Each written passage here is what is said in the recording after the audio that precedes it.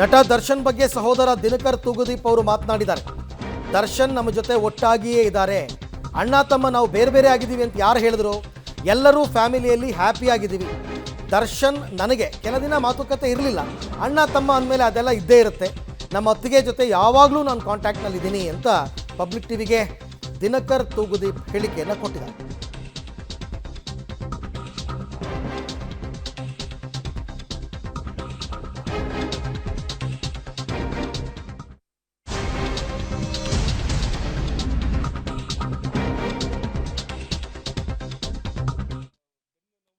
Dinakar Thoogudeep public TV ಜೊತೆ ಮಾತನಾಡ್ತಾ ಹಲವಾರು ವಿಚಾರಗಳು ಹೇಳಿದ್ದಾರೆ. ಏನೇನೋ ರೂಮರ್ಸ್ ಬರ್ತಾ ಇತ್ತು, ದರ್ಶನ್ ಮತ್ತು ದಿನಕರ್ ತೂಗುದೀಪ್ ಬೇರೆ ಬೇರೆಯಾಗಿದ್ದಾರೆ, ಅದೇನೋ ಆಸ್ತಿ ಇಲ್ಲ ಹಾಗೆ ಹೀಗೆ ಕೊಟ್ಟಿಲ್ಲ ಅಂತೆಲ್ಲ. ಬಟ್ ಅವ್ರು ಮಾತನಾಡ್ತಾ ಹೇಳಿದ್ದಾರೆ, ನಾವಿಬ್ಬರು ತುಂಬ ಚೆನ್ನಾಗಿದ್ದೀವಿ, ಒಟ್ಟಿಗೆ ಇದ್ದೀವಿ, ನಾವೇನು ಬೇರೆ ಬೇರೆ ಆಗಿಲ್ಲ, ಫ್ಯಾಮಿಲಿನಲ್ಲೆಲ್ಲ ಹ್ಯಾಪಿ ಆಗಿದ್ದೀವಿ.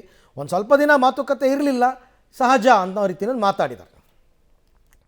ಹೇಳ್ತದೆ ಬೆನ್ನು ನೋವು ಇದೆ, ಟ್ರೀಟ್ಮೆಂಟ್ ತೊಗೋಬೇಕು ಅಂತ ಹೇಳಿದರೆ. ಆ್ಯಂಡ್ ಮೇನ್ ಉದ್ದೇಶ ಮೈಸೂರಿಗೆ ಹೋಗಿದ್ದೇನು ಅಂದರೆ ಅಜಯ್ ಹೆಗಡೆ ಡಾಕ್ಟ್ರು ದರ್ಶನ್ಗೆ 2 ಕೈದೂ ಆಪ್ರೇಷನ್ ಅವರೇ ಮಾಡಿದ್ದು.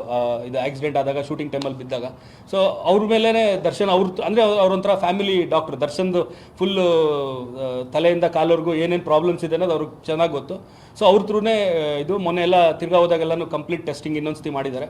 ಸೊ ಅವ್ರು ತೊಗೋತಾರೆ ಡಿಸಿಷನ್ ಏನೇನು ಮಾಡಬೇಕು. ಮತ್ತು ಈಗ ಡೈಲಿ ಫಿಸಿಯೋಥೆರಪಿ ನಡೀತಾ ಇದೆ. ತುಂಬ ನೋವಿದೆ ಅವ್ರಿಗೆ, ಕಂಪ್ಲೀಟ್ ನಾರ್ಮಲಾಗೆ ನಡೆಯೋ ಥರ ಆಗೋವರೆಗೂ ಟ್ರೀಟ್ಮೆಂಟ್ ನಡಿಬೇಕು. ಇಲ್ಲ ಪ್ರೊಡಕ್ಷನ್ ಬಗ್ಗೆ ಪ್ರೊಡಕ್ಷನ್ ಬಗ್ಗೆ ಇನ್ನೂ ಆಲೋಚನೆ ಮಾಡಿಲ್ಲ. ಯಾಕಂದರೆ ದರ್ಶನ್ ಜೊತೆ ಸಿನಿಮಾ ಮಾಡೋದಂತೂ ಕನ್ಫರ್ಮು. 2026 ಮೋಸ್ಟ್ಲಿ ಆಗ್ಬೋದು. ಯಾಕಂದರೆ ಈಗ ಇನ್ನೂ 2 ದರ್ಶನ್ ಸಿನಿಮಾಗಳಿದೆ, ಅದೆರಡು ಮುಗಿದ ಮೇಲೆ ಮಾಡ್ಬೋದು. ಆ್ಯಂಡ್ ಪ್ರೊಡ್ಯೂಸರ್ ದರ್ಶನ್ ಹತ್ರ ತುಂಬ ದೊಡ್ಡ ಲಿಸ್ಟ್ ಇದೆ, ಅದರಲ್ಲಿ ಯಾವ್ದಾರು ಒಬ್ಬರು ಇದು ಗೋವಾ, ಮಂಗಳೂರು, ಬ್ಯಾಂಗ್ಳೂರು, ಮೈಸೂರು ಎಲ್ಲ ಶೂಟಿಂಗ್ ಮಾಡಿದ್ವಿ. ಸರ್ ನಿಜ ಹೇಳಬೇಕು ಅಂದರೆ ನಾನು ದರ್ಶನ್ ಸಿನಿಮಾಗಳು ಮಾಡಬೇಕಾದ್ರೆ ನನ್ನ ಹತ್ರ ಕಥೆನೇ ಕೇಳಲ್ಲ ಸರ್. ಅವ್ನಿಗೇನೋ ನನ್ನ ಮೇಲೆ ನಂಬಿಕೆ, ಅವ್ನು ಮಾಡ್ತಾನೆ, ಚೆನ್ನಾಗಿ ಮಾಡ್ತಾನೆ ಅಂತ. ನಾನು ಅವ್ರಿಗೆ ಜೊತೆಲಿ ಒಂದೇ ಕತೆ ಅಂತ ಹೇಳಿದ್ದು. ಅಂದರೆ ಪ್ರೊಡಕ್ಷನ್ ಮಾಡಬೇಕಿತ್ತಲ್ಲ, ಸೊ ಅದಕ್ಕೆ ಅಂದರೆ ನಾನು ಹೋಗ್ತಾರ ದಾರಿ ಕರೆಕ್ಟಾ ಇಲ್ವಾ ಅಂತ ತಿಳ್ಕೊಳ್ಳೋಕೆ. ಯಾಕಂದರೆ ಅವನು ಇಂಡಸ್ಟ್ರಿಯಲ್ ಸೀನಿಯರ್ ನನಗಿಂತ. ಸೊ ಅದೊಂದೇ ಹೇಳಿದ್ದು. ನವಗ್ರಹ ಕತೆ ಹೇಳಿರಲಿಲ್ಲ ನಾನು, ಸಾರಥಿ ಕತೆ ಹೇಳಿರಲಿಲ್ಲ ನಾನು ಅವನಿಗೆ. ಈವನ್ ಬುಲ್ಬುಲ್ ಮಾಡ್ತೀವಿ ಅಂದಾಗ್ಲೂ ಈ ಥರ ಡಾರ್ಲಿಂಗ್ ರೀಮೇಕ್ ಮಾಡ್ತೀವಿ ಅಂತ ಹೊರತು ಸ್ಕ್ರೀನ್ ಪ್ಲೇ ಹೆಂಗೆ ಮಾಡ್ತೀವಿ ಅಂತ ಹೇಳಿರಲಿಲ್ಲ. ಅದು ಬ್ಲೈಂಡ್